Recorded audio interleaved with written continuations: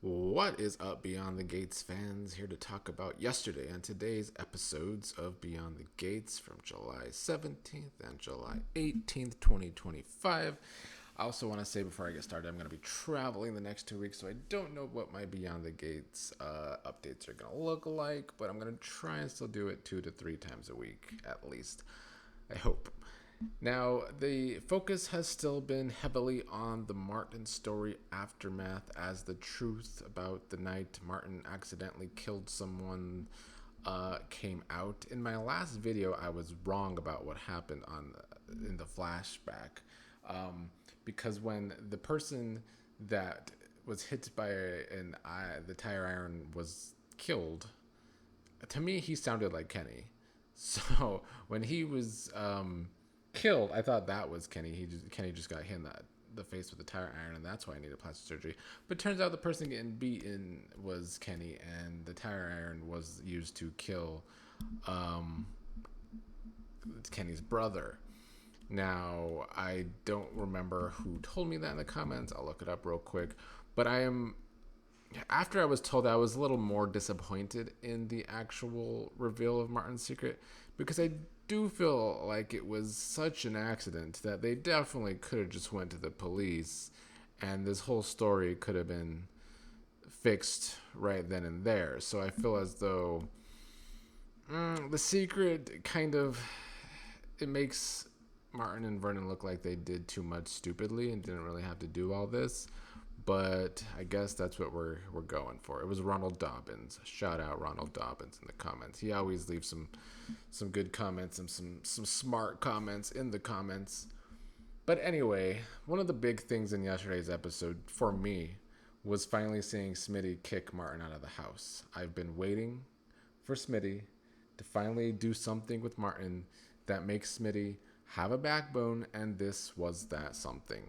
So while I do feel like Smitty and Martin still could have maybe talked more about the issue, Smitty needed to stand up to Martin for once, and I think this was kind of a way of doing it. They also told Samantha and Tyrell a little bit about the issue. They told them about the racist stalker and how that was the guy that Tyrell let in the house, and that was with Samantha on the phone. So they told the kids a little something, but not enough. After Martin is kicked out of the house, of course, he goes to see his grandparents, Vernon and Anita. Vernon told Anita in yesterday's episode that the man came back into Martin's life to blackmail him and that he ended up dead. Anita questioned Vernon if he's the one that made Kenny disappear, basically die this time. Vernon tells Anita that he just wanted to do the same thing they did before, pay him off to go away.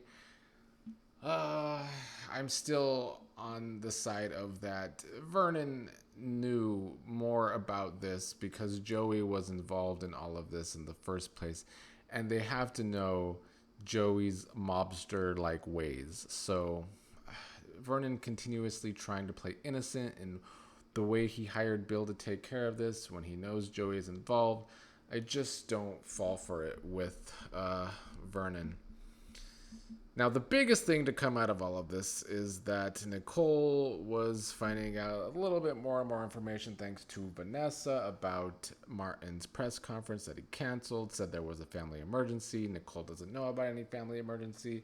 So she headed on over to find Vernon, Anita, and Martin discussing something. Nicole finally wanted to know what was up. And I'm glad that Nicole finally wanted to know what was up because it's another secret being kept from her. And when she was confronting Martin today about it, she keeps asking why everyone's keeping these secrets from her. Do they think she can't handle it? They've done a good job of building up this Nicole stuff with all these secrets being kept from her. She thought she had the perfect life, and it's all been crumbling piece by piece. I do think that's been some good writing for the Nicole character. Now, it wasn't Martin. He wasn't the one to tell his mother the truth. I feel like people thought it should have been Martin to tell the truth. I think maybe Martin didn't tell the truth because I don't think the acting would have been as good as we got from Nicole and Anita today. That's my estimation. But Anita is the one that finally sits down with Nicole to tell her about the night of Martin and Vernon being attacked by the two whites, and it didn't go very well, and Martin killed one of them accidentally and beat the other one's face. Nicole also learns that Ted knew about all this the whole time because he's the one that did plastic surgery on Kenny. So once again, Nicole learning all these secrets, and she's rightfully upset. I thought she gave it good to Anita. Anyone that watches my videos knows that I've been waiting for someone to drag Anita. And, Sharon did a little bit at one point, but her own daughter was the one to drag her very well. Because Anita kept talking about how they did this to protect the family. We did it for the family. And Nicole called her out on how the "we did it for the family" shit sounds like the mob. And Anita said it wasn't about saving face, it was about protecting Martin, but Nicole threw it back in Anita's face that that's basically kind of a whatever helps you sleep at night. That's what you tell yourself to sleep at night. And then Nicole leaves very upset, leaving Anita pretty distraught with the whole thing. If you've watched my videos the whole time, that I've always said Anita and Vernon are just so fake and fraudulent when it comes to the way they do things. So it was nice to see her own daughter, and Nicole of all the daughters, because, Danny likes to talk, but Nicole usually being the calm one, well, until she tried to choke out Leslie last week, but Nicole usually being the calm one to be the one to really give it back to Anita was spectacular. Loved to see it because I think Nicole was very right. There's no reason they should have kept Nicole out of this one, especially with Ted knowing about it and not Nicole. Nicole has every single right to be upset with all of them. And while I do think, obviously, Anita and Vernon wanted to protect Martin, because of the writing, I do think they kind of look dumb right now. Like, Vernon looks like he did way too much for Martin accidentally killing someone when they could have just went to the police and made it look like self-defense. I mean, Elon and Marcel are involved in the first place. They could have got some self-defense charges, but I guess it goes back to politics, and Martin might not be able to be a senator if, he killed someone, even if it was accidental. But the writing's still a bit weak with that. But I love the writing with Nicole being the one to throw it in Anita's face about her fake, fraudulent ways. Now, another thing that happened today is Jacob confronting Smitty, because Smitty has kind of gone quiet with the whole investigation shut suddenly. Smitty's the one that was bringing it up in the first place, that got Jacob involved with it. But now that Smitty has realized that Martin's involved with it, he's trying to back off. And Jacob's been trying to figure out why for 2 episodes. And once Jacob found out about Martin's press conference being canceled for a family emergency, Jacob was able to confront Smitty today, kind of basically telling Smitty that he kind of realizes that Martin's probably involved in all of this now, and Smitty's worst thoughts about this case are coming true. They've built up these two very well these past couple of weeks. They've had a lot of scenes together, looking like the two grandson-in-laws that are going to unfortunately be the ones to bring down the family. But now Smitty is kind of backing down because his own husband is so involved in the middle of this. And now next week, of course, we're going to see Jacob and Naomi once again fighting about this, because Jacob is such a straight-laced cop, and Naomi kind of thinks like her stupid grandparents that the family must do whatever it takes to protect the family, no matter what wrongs the family does.